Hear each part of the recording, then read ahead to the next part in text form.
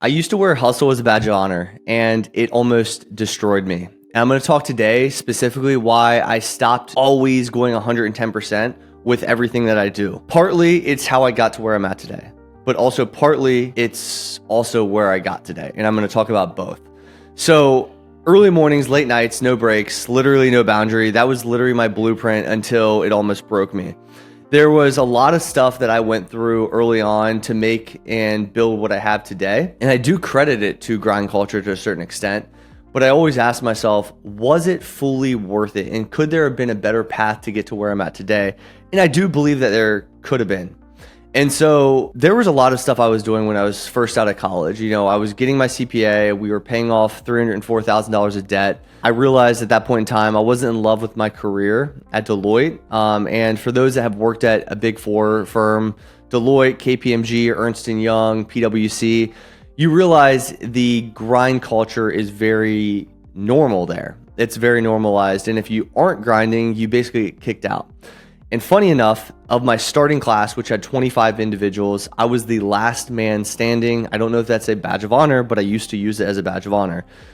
That just showed I hustled harder than anybody that I started with. And that's how I've always survived. During the whole debt pay down journey, you know, we were going 110 miles an hour. We paid off $76,000 of non-mortgage debt in 1 year. I got my CPA after 2 years of pure struggle. And I was about 26, 27 years old when I started Budgetdog, the concept of what Budgetdog is today. And it was primarily just Instagram posts at the time, but I realized I had to leave that 9 to 5. And in order to do that, it was not an easy process. And I think that those that have left the 9 to 5 in the past understand and can relate to what I'm saying here is there's a lot of stuff online that says, oh, leave the 9 to 5. It's so easy to leave the 9 to 5, you know, blah, blah, blah, blah, blah. But when you build something of your own, and especially from scratch, it's not something that just like comes. Like it's a very drawn out process with lots of struggle, lots of failures, and quite honestly, lots of hours. And for anybody that's ever built something, a business or anything of relevance, you can definitely sit here and feel the emotions that you felt while you built that. Because there's not many people that actually do that. And so I think, you know, I was listening to NVIDIA's CEO, and he said specifically, he's like, if I knew what I knew now building NVIDIA, I don't think I would have taken that thing on back in the day when I first started. And I think a lot of founders and CEOs feel that way. But I think it's more than just founders and CEOs. I think it's the grind culture that we live in. And I think there are better routes to go about it. And I do think there are seasons of sacrifice, but I also think there's seasons of abundance. And I think a balance of the two are smart. And I don't ever believe in having work-life balance. I think that's in fact a really stupid concept. I don't think life is like that. I don't think we always just have like this median like way of going things. I am 110% in what I do, but I like to balance that with relaxation and spending quality time, et cetera, et cetera. But when I'm in my work mode, I like to go 100%. I don't like to, you know, have that work-life balance per se. And I think there's times for this. I'm going to talk about it today in the origin story with kind of where I started. So when I first built Budgetdog, you know, after the paying off the debt, after becoming a CPA, there was a scarcity impact that was playing in my psychology to get out of the 9 to 5. And if I didn't make it, I was a failure. And that was what I truly believed in my head. And so therefore, it wasn't really necessarily a healthy place to be. But I do think if you look back in history, I think most people that have successfully built anything don't always have like this like great psychology or healthy psychology. In fact, I think it is an imbalance. I think oftentimes it is a compensation to a certain extent. But I also think that's human nature, and I think that's how we build as a human race. Like we literally need those negative per se feelings to get to where we're at. And we have demonized all of those feelings 24/7. And I don't think that's right. I think, you know, anxiety, I think stress, I think all of those things are good things if used to the right amount. And if you don't go over and beyond to where you literally hurt yourself in the process.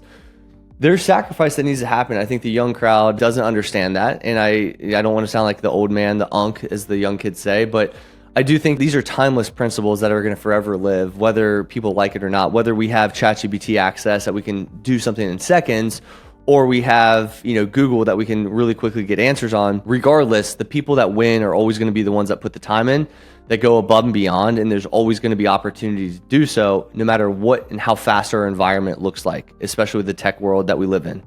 And so I didn't just buy into the hustle. Honestly, guys, I idolized it. Like, I saw all my mentors that came before me, the Hermosis of the world, Russell Brunson, like they really talked about like the 4:30 a.m. workouts and wake ups, the no days off, the pressure to always be doing more. I felt guilty when I was sitting in peace. In fact, like if I was ever sitting around while I was building Budgetdog, I was thinking, well, if somebody else is outworking me. And I do think to a certain extent, like that was true, but like another way of looking at it is like, nobody's really competing with me, to be honest. No one's thinking about me.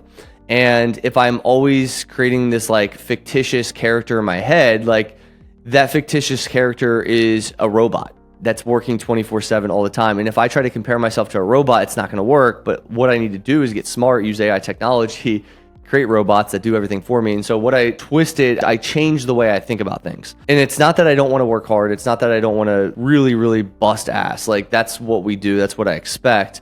But I do think to a certain extent, you have to realize there's actually growth in rest. Like when you're growing as a child, when you sleep at night, you usually go through growing pains. Like that's a good thing. You have pain when you wake up. You might have Charlie horses at night, whatever the case is. You're feeling pain in your joints, but you're actually growing because you're resting. And I don't think the rest is part of the conversation in the grind culture.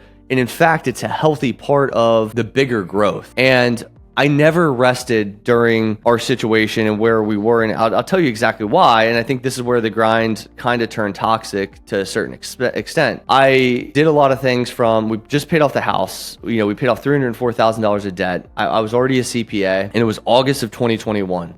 And I was ready to go into entrepreneurship full time. My daughter was going to be born in September 2021, Logan. My goal was, at least at the time, to take paternity leave, get back to work to the end of the year, and then finally go independent and be a true entrepreneur. That story did not play out as I anticipated, as most things don't. So I was building up to 12 months of at or above my 9-to-5 income with my online business. And I was thinking about ways to transition out of that. And I was thinking 12 months would be the number to feel comfortable with. That was like in September, which, to be fair to Deloitte and to be professional, I didn't want to go on paternity leave and then just all of a sudden dip out. Like I was going to go until the end of the year and then, officially put my 2 weeks in. And 10 months into that, in the July timeframe, August timeframe, Deloitte came to me, and I have a whole podcast on this, so I'll spare the details, but they basically told me I could not pursue Budgetdog and that I had to make a choice. And that choice was very hard, but I decided to politely say, I'm going to pursue what I believe is the next big thing, which is personal finance and financial literacy. And this is back in 2021. And I was doing it for 2 years at that point in time. So it wasn't like it was brand new, but I wasn't making crazy money. I wasn't, it was a big jump. It was a big jump, especially with my personality, to have the type A personality, very step-by-step oriented. Everything needed a cadence. So, getting paid every 2 weeks was something I felt very comfortable with. I could really plan that out. Now, going to entrepreneurship, it was a whole different game. So it was very uncomfortable in the beginning. And in fact, 3 weeks after we paid off our house, literally August 8th week, I quit my job. And 3 weeks later, we had Logan. And so it was a big jump. There was a lot of change in such a short amount of time. And at that point, when the grind kind of turned toxic, and I'm going to walk through when I believe it stopped, and I feel better at this point in time. And I'm still working my way through this, but it might make sense as to what happened and where all this exhaustion came from. So I think any man or any father listening to this that put themselves in my shoes, I think they would really, really relate. Somebody that's a provider. And what happened was my daughter for the first 5 months was totally fine, but we sensed there was something off. However, I was watching her the whole day in the beginning. I was staying at home with her, and my wife would come home from work for 4 p.m. in the afternoon and watch her for the rest of the night. And then I would switch gears to watching full-time child while trying to do a little bit of work to building a business that was not built yet. And that was a very high pressure, high stakes type of environment, because I wasn't just taking a leap of faith and building something and hoping for the best. I was going to do it. And so my wife relied on my income, not at the time, but what the goal was to rely on my income and for her to be able to stay at home with Logan. And that process sped up a lot faster than I expected when at 5 months, my daughter had her first seizure, and we didn't know what it was. And there was something that kicked on inside of me that I cannot explain. I can't put into words necessarily, just like this intense desire to win, this next level way to provide that, again, there are no words for the feelings that I had that rushed through my body, but it was like a scarcity. It was a deep need. There was no other option. It was like there was no plan B to this situation. Like my daughter just had a seizure. We didn't know what it was. I already could sense my wife wanted to stay home before that. Now it was like she had to stay home, because if I didn't make this happen, her life, Logan's life, would be a lot different today. And so the next couple months, this seizure happened January 29th, 2022, the first one. She had one 24 hours after. She was then later diagnosed with Dravet syndrome, and our reality shifted very quickly. I was already feeling anxiety, nerves to make it happen 5 months into my entrepreneurship journey, but I didn't make anything really, really happen at that point in time. And so that moment, I think, was a defining moment in our life. It was one of those things where we could either win or we could either lose, and there was no other option. And so when you have that type of pressure on you, I think there's something good about that. I think that's historical. I think that's human nature to let us level up as human beings. But I do think if we let that go for too long, it could be toxic and it could actually hurt you. Explain why that actually did hurt me long term. So I remember I was on a podcast couple months before the first seizure saying, hey, within 365 days, we're going to retire my wife. And this was a group effort that my wife and I talked about, and we needed to build the business up in order to feel comfortable for her to stay at home, to take care of Logan. And I remember July of 2022, we got news that we were living in Cincinnati at the time, Ohio, and we got news that in Texas, Dallas, Texas area, they were opening this new institute for Dravet syndrome. There was a top 3 specialist in the nation that lived here. And we knew at that point in time, I remember sitting on the back porch with Erin, and she read this email to me. I looked at her and said, we're going to move to Texas. It was a big jump. And so not only did I have to increase what I was doing, but we also had to have Erin quit her job. And up until this point, the first 9 months of Logan's life, I was watching Logan the full day. Erin would come home, and like I said, we would switch gears into, I would go build Budgetdog. So we didn't stop. Like my wife was working and then taking care of the Logan, and I was taking care of Logan and then working. So we just flip-flopped duties, but we worked all day long. And we did so for a long period of time, basically up full year of doing this grind. And I remember we were driving up to Michigan in October of that year. We already made the decision we were going to move with time. We were expecting probably October of 2023, funny enough. So we were thinking like a year and a half out. We're like going to save up to make the move, do all these things.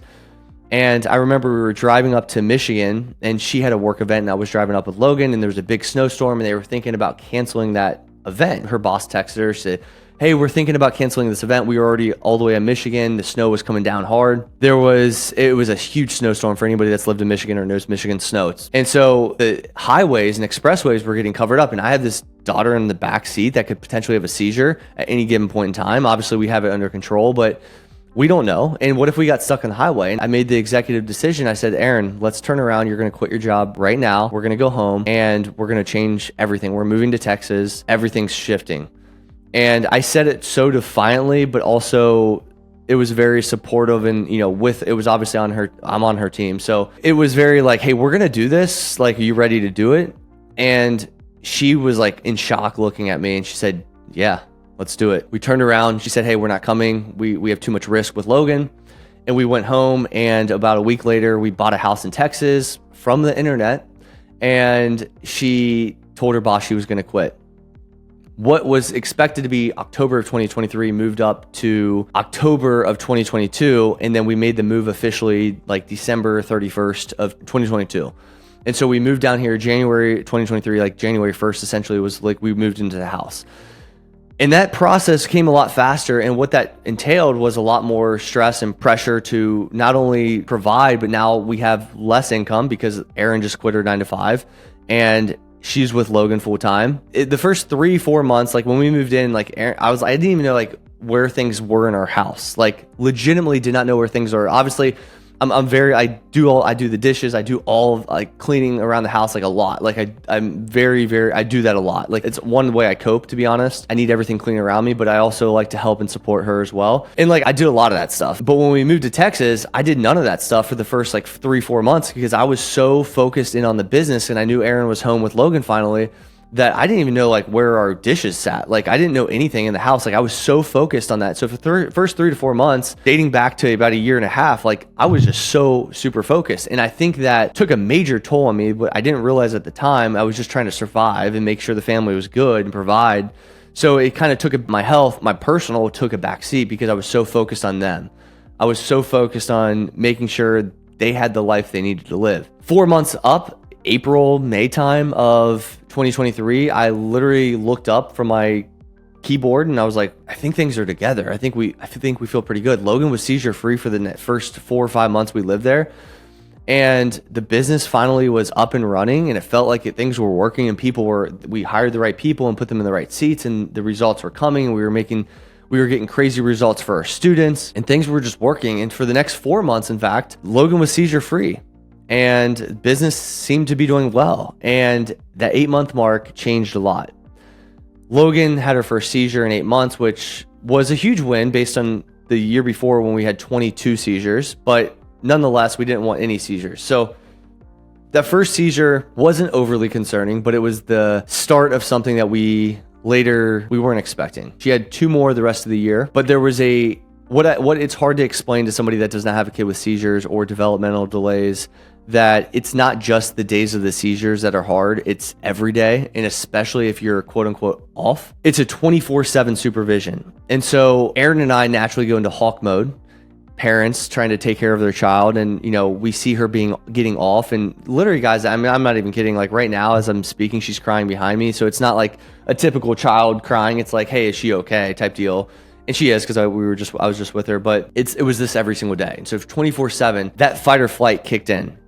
And in 2024, things really went downhill as far as her health from when we didn't understand why. When I say we're proactive, we have data on her. We have every professional healthcare person in the natural world and the MD world helping her. Like we do everything and anything, and the money is not the issue. So we make sure she gets the best healthcare in the nation. And it's still a massive challenge, to say the least. And it's something we're willing to overcome, and we will overcome with time. And Dravet syndrome will be a thing of the past because that's how we operate. But I think that 2024 was one of the biggest pivotal growth years we've ever had. She had 15 seizures in total, which doesn't sound bad from the previous year we had 3 in 2023, and then we had a relatively good year, but on the back end, it started sliding. 2022 was 22 seizures, and then in 2024 was 15. But the days were brutal. I mean, the days were just fight or flight 24/7. My wife and I, it was stressful. It was tiring. We managed it, but it was a lot. And so we were fighting tooth and nail to find every single solution for her. And at the end of 2024, we met with a natural functional neurologist who told us to take a blood and urine test. And that urine test came back with sky high levels of mold and mycotoxins. We were living in a perfectly clean house in Texas, brand new, 2019. We didn't think anything of it. There was no water there's no water issues or anything like that. And what we did, we came to find out we had major mold and mycotoxin problem. And so in November, we got a test. It came back that we had mold mycotoxins that was found in her urine. Obviously, that's in Ellie, my other daughter, who was just born. That was in myself, that was in Aaron, and we all had severe issues. But the average person, without being neurologically complex, mycotoxins being a neurotoxin, don't match well together. So that sped up her decline, which was the answer to why she was so off in 2024. And there was no obvious sign that we had mold mycotoxins. We changed our filter and our HVAC, but long story short is our filter, our HVAC had mold mycotoxins that was blowing throughout our whole house. And so you can't really necessarily see that. We had regular checks, but they don't open the supply plenum. In the HVAC, I'll leave the details out, but essentially it's a very common problem in Texas, supposedly. We were new to the area. We never heard that. So boom, all of a sudden, everything fell out beneath us. And so we're in Iowa, December 1st through December 15th of 2024. And we find out we have to move and we can't go back to the house that we just left from in Texas. So not only am I trying to run a business during this whole time, we have another daughter, Ellie, that was born in September of 2024, but everything, 2023, I think it was, yes. But everything was just falling out beneath us and we were losing everything. And Logan's health was declining severely. And what that means for a parent that's trying to provide and do all these things is your health is at risk. And so we had physical exhaustion, we had mental exhaustion. Obviously, mold's attacking our insides. Like it was insane for anyone that's dealt with mold and mycotoxins. And so a lot of this stuff became a serious issue. And we got back and we moved into my parents' house. Luckily they bought a house in Texas that had no furniture, but it was just in the same neighborhood as us.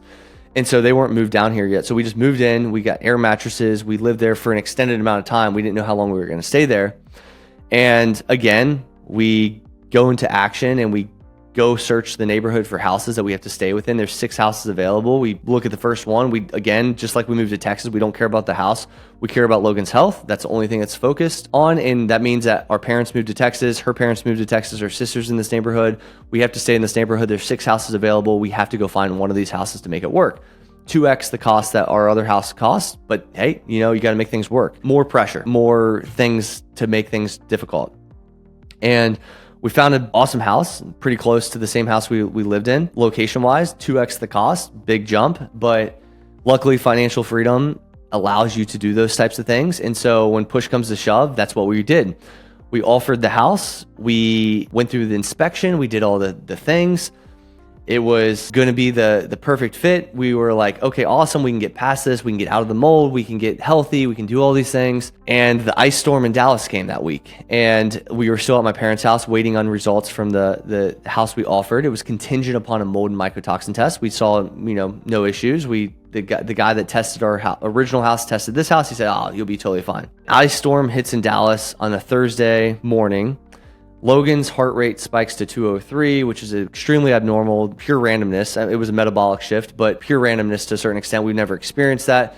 We rushed to the hospital in an ice storm. We open our email and Aaron's reading the email saying, hey, we got the test back. And that test back came back positive, which is obviously not good news. That means it had mold and mycotoxins in the house we tried to buy. For 3 seconds, I just stared at her and I was like, this can't be real. We're in an ice storm in Dallas with a child that just had a metabolic spike of 203 in their heart rate. And our house just got denied. What are we going to do? Because this is a bigger issue now. It's not just that house. It's a Texas issue. It's this neighborhood, the builders. Like, this is going to be a problem with all the houses. Man, that really took a toll on us. That was, within seconds, I'm not going to lie, I was on Redfin looking for new houses. And we found a new house and we put an offer in within a week. We got our realtor to come out and tour the house that I'm sitting in right now. But that period was so rough. It's hard to explain. It's hard to explain because the day-to-day with somebody that is dealing with Dravet syndrome, that's constantly off, that you're constantly dealing with, and trying to run a company and trying to deal with another child and not having a house, like that throws you all out of sorts. And not to mention the mold attacking us internally in the symptoms that we had. And so we came out of that with some battle scars, to say the least. And we got into this new house finally. We moved into in basically March time, late February. And it was such a relief. But the after effects of the mold, the after effects of everything, the grind culture we just had to go through for a year and a half was insane, to where our cortisol levels, we took tests with a nutritionist, naturopath out of New York City, and we came to realize our markers in our body were so unhealthy. It was so bad. My testosterone dropped because of all these other impacts that we had from the cortisol levels dropping, and I had no cortisol. Literally my cortisol levels were shot. I was having knee pain. This was all from the mold plus all the stress that we had to go through. And like I said, I think stress and stuff like this is good to a certain extent because it gets you through things, but this was dangerously hurting us. My wife met with her as well, Andrea, and based on her markers, she said she will have cancer in 5 years. There's a high probability of it. That's tough to hear, obviously, especially when you have the complications that we have in our family. It's like we need each other to be strong, healthy, and all that kind of stuff. And there's no guarantee she would have had it, but she said based on the markers that she was looking at, it was a high probability within about 5 years she would have it. So my testosterone dropped, her estrogen levels were all messed up. My daughter obviously was neurologically complex already, neurotoxin, mycotoxins in her. We had to detox, to say the least. My other daughter had severe eczema. She was laying right underneath the vent that was blowing on her as a newborn baby. Plus my wife was pregnant in that house. That's not good. And so we all had sorts of issues all over the place and health issues that would deteriorate us with time. And this isn't a healthy place to be. I know some of this was uncontrollable. Some of this wasn't something that we could fix per se, but I do think the disadvantage led to our advantage. I like to talk about that often. My daughter has a 1 in 16,000 syndrome. If my daughter did not have the seizure she had, and she did not go through what she went through, and we didn't have the action, the proactive nature to fix that problem, we would have lived in that house for a much longer period of time because our symptoms were more generalized. It was like a bad cough, getting sick more, pain in my knee that I have the 3 knee surgeries on. So they're all justifiable things. My daughter having eczema. But what we realized was that it was all due to the mold and mycotoxins. And this was also coming from a time where we moved across the country to get into this house that was finally getting her the right health and the needs that she had. And it turned really quickly on us to where it straight crushed us. And I'm, again, like trying to build a business, and anybody that's a founder, like this isn't easy to do during that time. Like not only was this very challenging in itself, but then trying to build a business on the side, like crazy. Our markers were horrendous. And so we are actively working through a detox phase right now with tons of support to get back to healthy levels, to make sure my testosterone's right, her markers are right, our cortisol levels are healthy, they're not just shot and gone. We have made crazy strides since, like I don't feel pain in my knee anymore, which is crazy to think about. And I do heavy knee workout or leg workouts now at the gym again, and I have zero inflammation, zero issues. And a lot of this is straight gut related. So, we're working on Logan's gut, we're working on our gut, we're working on my wife's gut, we're working on my other daughter's gut, and other things, other markers that we found, and in a very natural way. And it's severely helping. It's going in the right direction, finally. But here's the point I'm making, is if we continue down that pathway to just struggle and grind and keep going no matter what happened, and we didn't take a second to step back and think, hey, we need to rest. We need some peace in our life. We need a boring weekend. We need nothing to happen. Like that's all we were hoping for, is like not a seizure on the weekend. Good, general, her not being off. Just good Logan just being good, just generally speaking. The detox to work, Ellie to feel good, us to feel good, get some sleep, all those things. And that has helped us tremendously to where we are working back to the strength position that we're in. And I think when I first started this process, there was a scarcity impact. There was a place of just like, hey, I gotta make it. I gotta help the family. I gotta make sure they're good. And then on top of that, all of the issues with the mold and mycotoxins and losing the house and losing everything we own. Like all of our clothes were gone. Every soft surface in our house was gone, tossed, trashed, no money. The builder didn't care. No insurance covered this. Like we're out $300,000 in cash in 2 months. Like there was so much, like there's so many details I'm leaving out, in fact, of this story. But my point is not to make a sympathy story. My point is to show you that grind culture has a freaking impact on your health and your well-being. And if we didn't take a step back and realize, not only did we get ourselves out of the situation, but also take a step back and say, hey, for an extended amount of time, we're going to be selfish and focus on ourselves for the first time in a long time. We're not going to be giving to charity. I have a $300,000 bill that I need to take care of and make sure it's paid,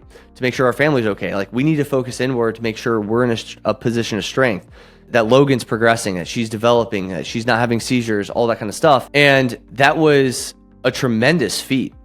But it was also insane intentional focus on rest and getting out of the grind, feeling like I have to do stuff to be productive. In fact, it was deteriorating our health to a level we cannot describe. Now, part of that was things we can't control, like mold in our system that we didn't know we were breathing in, and mycotoxins. But man, if we did not stop, I mean, the worst of the worst would have happened. And like our nutritionist said, like cancer was on the horizon based on our markers. Like it was going to happen, and we had to stop what we were doing, and we had to focus on ourselves, and we had to stop being so giving of our time and stuff like that. And I always talk about, if you want to be the most giving and the most generous in this world, you have to be strong in yourself. And we were giving, we were building, we were feeling great. 8 months, the first 8 months we were in Texas, we moved across the country, we felt everything was going right.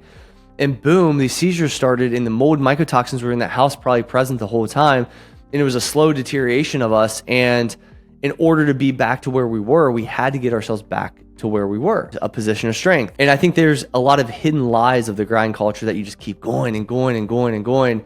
And what I've realized ever since we moved out of the house, the peace that I've had from resting, from relaxing, from just thinking. Guys, I go up to the pool on a Tuesday afternoon by myself during, girls are during nap. And I just sit there and think, and I've had $1 million ideas and not only just ideas, but applying those ideas to the bigger picture here and generating more than we ever have by resting. We have the right people in place, but I've always, I built this thing from doing every little detail of the business and every little detail of Logan's health. And what I've realized is stepping back and resting actually has helped us propel us forward. And our health is better, business is flourishing, Logan's health is tremendous now. There's a long journey ahead with what she has. The first 6 months of the year with all that transitioning, we had 5 total seizures, which is a huge step in the right direction.